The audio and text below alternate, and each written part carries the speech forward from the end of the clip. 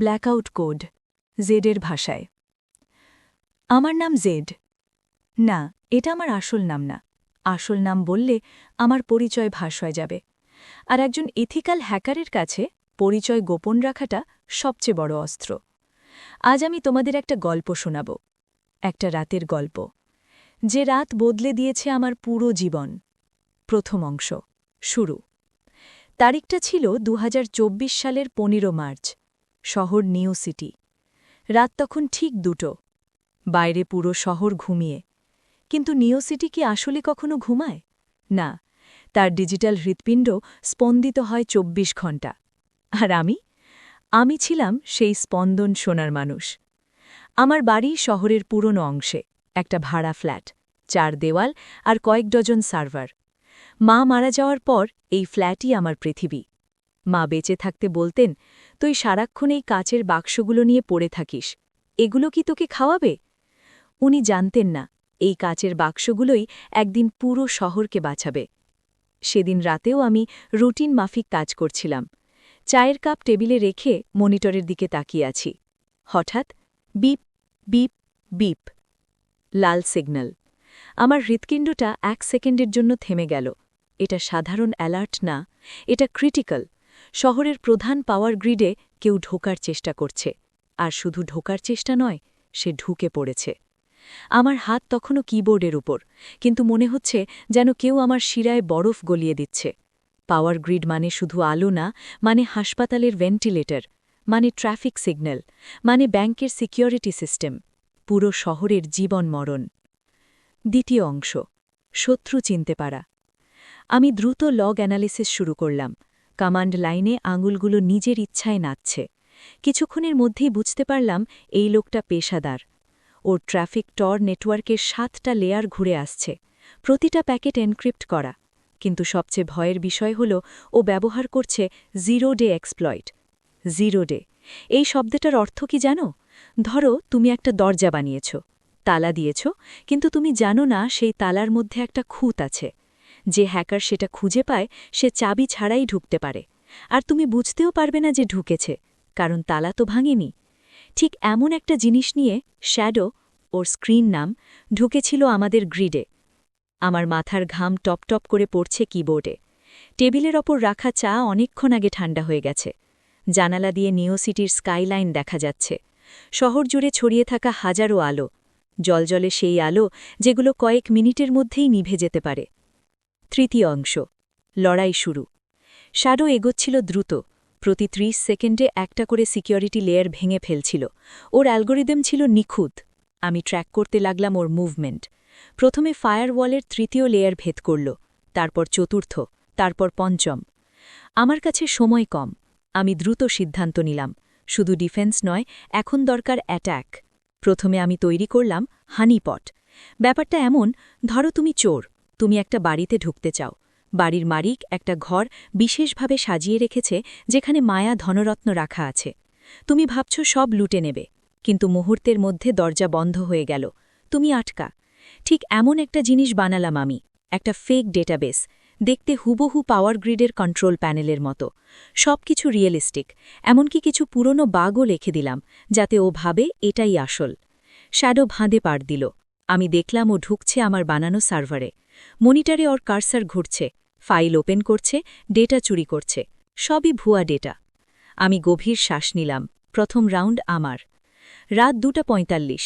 Shadow তখন বুঝতে পেরেছে ও ফাঁদে পড়েছে, কিন্তু ও থামেনি, বরং ওর গতি বেড়ে গেল। এবার ও আসল সিস্টেমে ঢোকার চেষ্টা করছে, আরও জোরে, আরও আক্রমণাত্মকভাবে। আমি টাইপ করলাম একটা মেসেজ, সরাসরি ওর স্ক্রিনে ভেসে উঠবে, তুমি কে?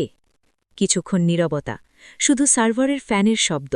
তারপর উত্তর এলো, কেউ একজন যে প্রায় জিতে গিয়েছিল। আমি প্রায় হেসে ফেলেছিলাম। এত কঠিন লড়াই, অথচ ওর উত্তরটা এত সিনেম্যাটিক। কিন্তু হাসি থামিয়ে দিলাম, কারণ ওর আইপি ট্র্যাক করা শুরু করেছি। ও ইউরোপের কোনো প্রাইভেট সার্ভার ব্যবহার করছে, কিন্তু শেষ লেয়ারটা ভাঙতে আর মাত্র ৩ মিনিট সময় লাগবে ওর। আমি দ্রুত কাজ শুরু করলাম। সাইবার ক্রাইম ইউনিটের সাথে আমার একটা ডিরেক্ট চ্যানেল আছে। ওদের সব তথ্য পাঠিয়ে দিলাম, আইপি, লোকেশন, টাইম স্ট্যাম্প, সব কিছু। পুলিশ রওনা হলো। আমি মনিটরে চোখ রাখলাম, ওদের গাড়ির লোকেশন ট্র্যাক করছিলাম। পঞ্চম অংশ টুইস্ট। রাত ৩:১০, পুলিশ ঠিকানায় পৌঁছল। শ্যাডো যে বিল্ডিং থেকে অপারেশন চালাচ্ছিল সেটা শহরের বাইরে একটা পরিত্যক্ত গুদাম। পুলিশ দরজা ভাঙল। আমিও দেখছিলাম, কারণ ওদের বডি ক্যামের ফুটেজ আমার কাছে লাইভ আসছিল। ঘরটা ফাঁকা, শুধু একটা চেয়ার, টেবিলের ওপর একটা ল্যাপটপ, আর সেই ল্যাপটপের স্ক্রিনে জলজল করছে কয়েকটা line. Access granted, system breached, just kidding, smiley face. তারপর বড় করে লেখা, সিকিউরিটি কোনো গন্তব্য নয়, এটি একটি নিরন্তর যাত্রা। আজ তুমি জিতলে, কিন্তু আগামীকাল? আর নিচে আমার নাম লেখা, জেড। আমার গায়ে কাঁটা দিয়ে উঠল। ও জানে আমি কে? ও জানে আমি দেখছি? আমি দ্রুত ল্যাপটপটা রিমোটলি অ্যাক্সেস করার চেষ্টা করলাম, কিন্তু ততক্ষণে ওর সিস্টেম থেকে সব ডেটা মুছে গেছে। শুধু একটা ফাইল বাকি ছিল। সেটা খুললাম, একটা অডিও রেকর্ডিং। প্লে বাটনে ক্লিক করলাম, একটা গলা ভেসে উঠল, গম্ভীর, ধীরস্থির কণ্ঠ। হ্যালো জেড, জানি তুমি শুনছ, তুমি ভালো লড়াই করেছ, কিন্তু তুমি কি জানতে চাও না আমি কেন এটা করছি? আমি কি সত্যি শহর ধ্বংস করতে চেয়েছিলাম, নাকি তোমাকে টেস্ট করছিলাম? তোমার মায়ের কথা মনে আছে? উনি চেয়েছিলেন তুমি নিরাপদে থাকো, কিন্তু নিরাপত্তা মানে কি দেওয়াল তুলে রাখা, নাকি দেওয়ালের ওপারে কি আছে তা জানা? আমরা আবার দেখা করব জেড, তখন তুমি ঠিক করে নিও তুমি কি দেওয়ালের রক্ষক নাকি দেওয়াল ভাঙার কারিগর। রেকর্ডিং শেষ। আমি চেয়ারে হেলান দিয়ে বসে পড়লাম। ঘড়িতে তখন ভোর 4টে। শহরের ওপর সূর্য উঠছে, জানালা দিয়ে আলো আসছে, হাজারো মানুষ ঘুম থেকে উঠছে। জানিই না গত রাতে কি হতে যাচ্ছিল। আমি চা বানাতে গেলাম, হাত কাঁপছে। মনে পড়ছে মায়ের কথা। উনি বলতেন, জীবনটা সহজ নয় বাবা, কিন্তু তুই সহজ হয়ে যাস না। আজ বুঝি উনি কি বোঝাতে চেয়েছিলেন। শিক্ষা। সেই রাতের পর আমার জীবন বদলে গেছে। আমি এখনও হোয়াইট হ্যাট হ্যাকার, এখনও বড় বড় কোম্পানির নিরাপত্তা পরীক্ষা করি, কিন্তু শ্যাডোর কথা ভুলতে পারি না। ও আমাকে শিখিয়েছে কয়েকটা গুরুত্বপূর্ণ বিষয়। প্রথমত, পাসওয়ার্ড শুধু অক্ষরের সমষ্টি নয়, এটা তোমার ডিজিটাল পরিচয়ের চাবি। একটা দুর্বল পাসওয়ার্ড মানে তোমার দরজা খোলা রাখা। শ্যাডো ঢুকেছিল সেই দুর্বল পাসওয়ার্ড দিয়েই। পাওয়ার গ্রিডের এক কর্মী পাসওয়ার্ড 123 ব্যবহার করত। কল্পনা করতে পারো? দ্বিতীয়ত, 2 ফ্যাক্টর অথেন্টিকেশন। এটা বিরক্তিকর মনে হয়, কিন্তু এটা তোমার দ্বিতীয় দরজার পালা। শ্যাডো যেদিন আক্রমণ করেছিল, যদি সব জায়গায় 2 ফ্যাক্টর অথেন্টিকেশন থাকত, ও এতদূর আসতে পারত না। তৃতীয়ত, সতর্কতা। কোনো লিঙ্কে ক্লিক করার আগে, কোনো অ্যাপ ডাউনলোড করার আগে দুবার ভাবো। ফিশিং অ্যাটাকের 91% শুরু হয় একটা ক্লিক দিয়ে। চতুর্থত, সচেতনতা। হ্যাকাররা প্রতিদিন নতুন পদ্ধতি বানায়, তাই আপডেট রাখো তোমার সফটওয়্যার, আপডেট রাখো তোমার জ্ঞান। শেষ কথা, আজ রাতেও আমি বসে আছি আমার সেই পুরনো ফ্ল্যাটে, চায়ের কাপ টেবিলে, মনিটরের আলোয় মুখ ভাসছে। হঠাৎ মনে হয়, শ্যাডো কি আবার আসবে? ওর সেই শেষ কথা, আমরা আবার দেখা করব, শুধু কি নাটকীয়তা ছিল, নাকি সত্যিই ও ফিরবে? আমি জানি না, কিন্তু একটা কথা জানি, এই ডিজিটাল পৃথিবীতে কেউ পুরোপুরি নিরাপদ নয়। আমরা শুধু চেষ্টা করে যেতে পারি, আরও ভালো হতে পারি, আরও সতর্ক থাকতে পারি।